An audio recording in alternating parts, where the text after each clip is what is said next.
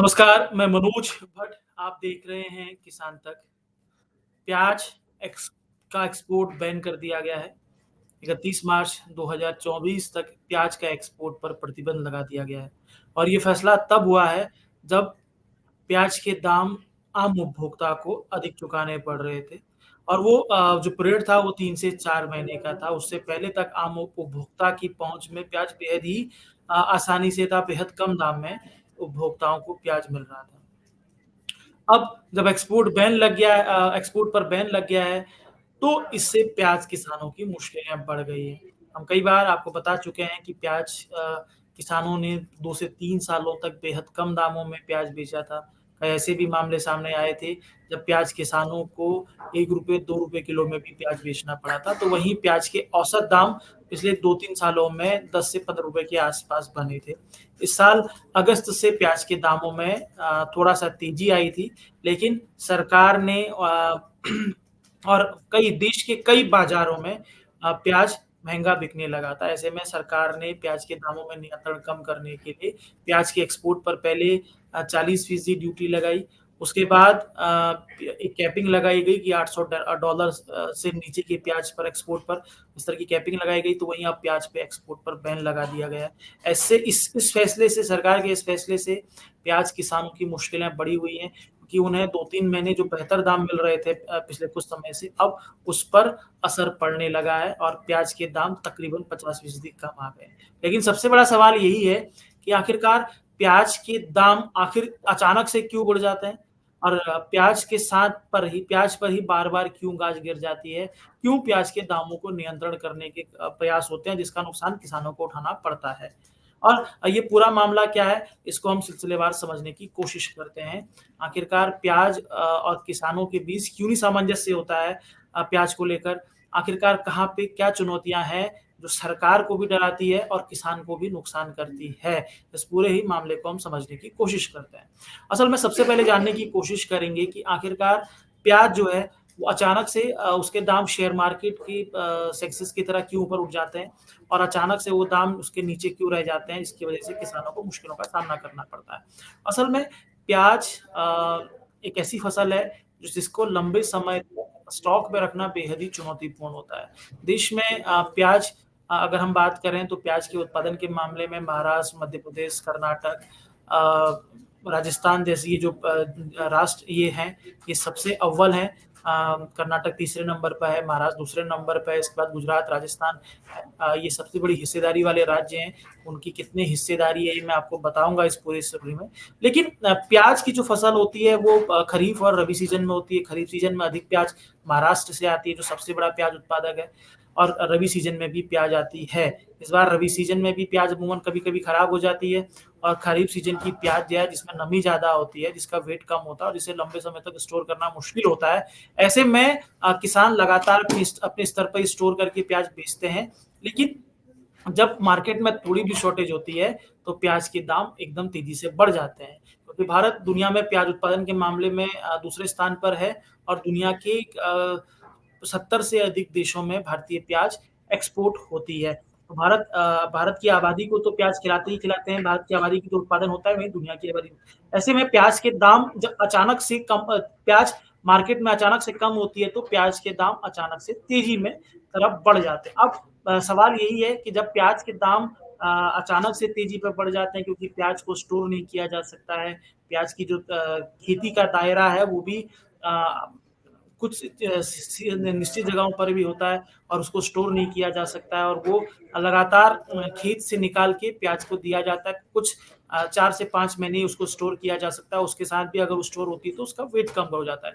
अब यहाँ पर भी हमने समझा कि प्याज के दाम कैसे बढ़ते हैं, लेकिन अब सरकार उसके दामों को नियंत्रण करने के क्यों प्रयास करती है? आखिरकार सरकार क्यों इतना डरती है? इसको भी हम समझने की कोशिश करते हैं। साथ-साथ पूरा समझने की कोशिश करेंगे कि प्याज पर क्यों आखिर क्या गाज गिरती है, किसानों की परेशानियाँ क्यों बढ़ जाती हैं, इसको हम समझने की कोशिश करते हैं। प्याज पर अगर हम बात करें कि सरकार आखिरकार प्याज के दामों को नियंत्रित करने की कोशिश करती है, उसको अगर हम समझें तो प्याज सरकार के लिए बेहद ही ज़रूरी है। अगर हम उसको सिलसिलेवार समझें तो प्याज का अगर हम राजनीतिक कनेक्शन समझें या प्याज की प्याज का सरकारों पर प्रभाव हम समझने की कोशिश कर रहे हैं, तो देश के राजनीतिक इतिहास में प्याज का अपने आप में एक बड़ा ही दिलचस्प इतिहास है। बेशक वो परसेप्शन हो सकता है, बेशक वो राजनीतिक नैरेटिव सेट करने का हथियार बना हो सकता है, जिसका नुकसान मौजूदा वक़्त में किसानों को उठाना पड़ रहा है। प्याज के दामों को लेकर कम करने को लेकर सरकारी प्रयास होते हैं। लेकिन 97 अट सत्ता 1977 और 80 में जनता पार्टी की सरकार के दौरान जब प्याज के दाम बढ़ गए थे और 1980 में के आम चुनाव में इंदिरा गांधी ने इसे विषय बनाया। वो प्याज की माला पहनकर घूमी, प्याज को महँगाई का प्रतीक, प्याज के बढ़े हुए दामों को महँगाई के प्रतीक के तौर पर उन्होंने एस्टेब्लिश किया और नतीजतन जनता पार्टी की जो सरकार है वो बहुमत में वापस नहीं आ पाई और उन्हें हार मिली।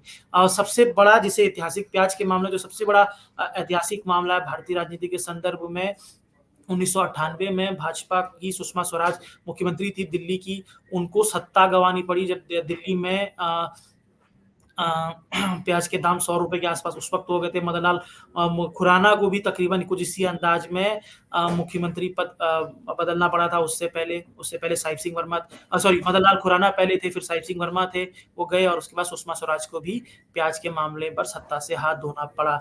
वहीं अगर हम लोग बात करते हैं कि देश में भी कुछ इसी अंदाज पर प्याज की राजनीति हम लगातार देखते रहते हैं। लगातार जब प्याज के दाम बढ़ते हैं, तो राजनीतिक नूरा-कुश्ती प्याज के दामों को लेकर होती रहती है। ये एक राजनीतिक कारण है कि सरकार प्याज के दाम बढ़ते ही कहीं न कहीं थोड़ा-सा चिंता में आ जाती है। दूसरी अगर हम लोग बात करें कि जो स्टार्टिंग से जो पैटर्न रहा है, प्याज को एसेंशियल कमोडिटी एक्ट में सरकार ने डाला हुआ था। अभी 2020 में सितंबर 2020 में प्याज को एसेंशियल कमोडिटी एक्ट से पहले डाला गया, लेकिन उससे पहले तक प्याज एसेंशियल कमोडिटी एक्ट में थी और सरकारों पर एक प्रेशर बनाने की कोशिश होती थी कि सरकार एसेंशियल कमोडिटी एक्ट में जब प्याज को डाला गया है तो प्याज के दामों पे नियंत्रण करने की कोशिश करें। हालाँकि 2020 में प्याज को बाहर कर दिया गया है, लेकिन जो राजनीतिक देश का राजनीतिक स्वभाव है, जो ब्यूरोक्रेसी का काम करने का अंदाज है, वो अभी भी प्याज को एसेंशियल कमोडिटी एक्ट के तहत है और जैसे ही प्याज के दाम बढ़ते हैं, तो कहीं न कहीं उसको नियंत्रण करने के सरकारी प्रयास भी शुरू हो जाते हैं। मौजूदा वक़्त में भी कुछ सरकार ने कुछ इसी अंदाज पर एसेंशियल कमोडिटी एक्ट से बेशक प्याज बाहर है, लेकिन सरकार ने उसको अन्य उपायों के माध्यम से ज़रूरी वस्तु मान लिया है और उसके दामों को नियंत्रित करने के प्रयास शुरू कर दिए हैं, जिसका नतीजा यही है कि सरकार ने उसकी एक्सपोर्ट पर बैन लगा दिया है। अब हम बात करते हैं प्याज के स्वभाव की। हमने प्याज के स्वभाव का ज़िक्र हमने आपको किया कि प्याज का स्वभाव क्या है, मैं इसको फिर से एक बार दोहरा दूँ क्योंकि प्याज लंबे समय की फसल नहीं है, वो बहुत कम समय की फसल है, इसको स्टोर नहीं किया जा सकता है और जब स्टोर नहीं किया जा सकता है, तो सरकार भी चाहती है कि प्रोडक्शन हो, उसका दाम में प्रोडक्शन का फ्लो चलता रहे, मार्केट में प्याज आती रहे और लोग खरीदते रहें। किसान स्टोर नहीं कर सकते हैं, लंबे समय तक उसे स्टोर नहीं कर सकता और जैसे ही प्रोडक्शन कम होता है, दाम बेहतर होता है, सरकार 2-3 महीने के लिए वो ऐसे फैसले ले लेती है जिसका नुकसान किसानों को उठाना पड़ता है। ऐसे में प्याज का स्वभाव भी प्याज के लिए खतरनाक है। तीसरी बात जो बहुत अहम है, जो प्याज किसानों का राजनीतिक दखल। अगर हम समझें कि प्याज के किसानों को प्याज के दामों को कम करने के लिए बार-बार क्यों राजनीतिक हस्तक्षेप होता है, तो उसके पीछे की वजह यही है कि प्याज किसानों का राजनीतिक दखल। यहाँ पे इसको समझने की कोशिश करते हैं कि प्याज के उत्पादन के मामले में महाराष्ट्र सबसे अव्वल है। महाराष्ट्र में 43 तकरीबन 43% प्याज का उत्पादन होता है। उसके बाद मध्य प्रदेश है, जहाँ तकरीबन 15% होता है। कर्नाटक और गुजरात में 8-8% होता है, तो राजस्थान में 4% होता है, बिहार भी तकरीबन 4% होता है। अगर हम बात करें महाराष्ट्र की, तो महाराष्ट्र में प्याज उत्पादन के मामले में नासिक, अहमदनगर, पुणे, सोलापुर, औरंगाबाद, ये 4 जिले जो हैं ये प्याज के प्रमुख उत्पादक हैं। वहीं अगर हम बात करें मध्य प्रदेश की, मध्य प्रदेश में भी 5 से 6 जिले हैं, जिसमें गुना, अशोकनगर, सीहोर, शिवपुरी ऐसे जिले हैं जहाँ प्याज का उत्पादन होता है। इसी तरीके से राजस्थान में भी 2 से 3 जिले हैं जो प्याज का उत्पादन करने में अव्वल है। लेकिन इन जो तमाम जिले हैं, इनका राजनीतिक दखल कहें या चुनावी अ, चुनावी परिपाटी में इन जिलों के प्रतिनिधित्व की बात करें वो बेहद ही कमज़ोर रहा है। ऐसे में सरकार और दूसरी तरफ प्याज जो है वो तकरीबन औसत 900 से अधिक है कि 1000 में से 900 लोग प्याज खाते हैं। दुनिया के कई देशों में प्याज भी होता है। तो सरकार के लिए बेहद ज़रूरी होता है कि वो 900 लोगों पर सरकार का ऐसा मुद्दा ये सोचना होता है कि 900 लोगों को खुश करते हुए इन लोगों को जो छोटे प्याज के जो किसान हैं, जो कम जिलों में प्रभावी हैं, उनको कहीं न कहीं नाराज़ किया जा सके। ऐसे में सरकार इस तरह के फैसले लेती है, लेकिन यहाँ पर मैं ये समझता हूँ हम ये समझते हैं कि सरकार को चाहिए कि वो बेशक आम उपभोक्ता को सस्ता प्याज उपलब्ध करवाए, लेकिन प्याज किसानों के नुकसान को कम करने के लिए भी वो ज़रूरी मदद दे।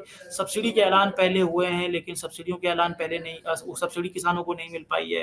इसके साथ-साथ प्याज किसानों को दूसरे अन्य फ़ायदे भी उपलब्ध करवाए जाने चाहिए क्योंकि बहुत कम क्षेत्र में प्याज के किसान हैं, तो अगर देश को सस्ता प्याज उपलब्ध करवाने की प्रतिबद्धताएँ हैं, बेशक कमोडिटी एक्ट से बाहर आ गया है, प्याज को 2020 में बाहर कर दिया गया था, लेकिन अगर उसको ज़रूरी वस्तु मान लिया जाता है और ये कोशिश है कि देश के हर व्यक्ति को प्याज उपलब्ध करवाया जाए, सस्ती प्याज उपलब्ध करवाया जाए, वो राजनीति प्याज की राजनेताओं को प्याज ना रुलाए। हमने प्याज के राजनीतिक इतिहास की भी बात की, कैसे उसने जनता पार्टी को डिरेल किया। 1998 में कैसे सुषमा स्वराज को सत्ता से जाना पड़ा, उससे पर साहिब सिंह वर्मा, मदन लाल खुराना को सत्ता से जाना पड़ा, तो कैसे बीजेपी सरकार के लिए चुनौती बना है। बेशक अभी भी हम स्थिति यही देखें, हमने देखा कि 2013 में भी शीला दीक्षित को चुनौती उठानी पड़ी थी प्याज के दामों को लेकर। उनके कई नेता प्याज के दाम बढ़ते ही जिस तरीके से माला पहनकर जाने लगते हैं, तो उससे कहीं न कहीं प्याज किसानों को नुकसान उठा है। लेकिन बेहद ज़रूरी है कि यहाँ प्याज किसानों का जो नुकसान हो रहा है, उसे कम करने के लिए सरकार ऐसी भी नीति बनाए, जिससे कि अब जो प्याज के लाभकारी मूल्य किसानों को मिल सके। बेशक वो उनको सीधे दाम के तौर पर ना मिले, लेकिन कहीं न कहीं सब्सिडी, बोनस के तौर पर प्याज किसानों को लाभ मिले। ये हम ये ऐसा मैं सोचता हूँ। ये हमारी कोशिश थी कि आखिरकार प्याज पर क्यों गाज गिरती है, इसके पीछे की कहानी क्या है। अगर आपको हमारी ये कोशिश पसंद आई है, तो हमें लाइक कीजिए, शेयर कीजिए, सब्सक्राइब कीजिए और इसी के साथ ही इजाज़त दीजिए।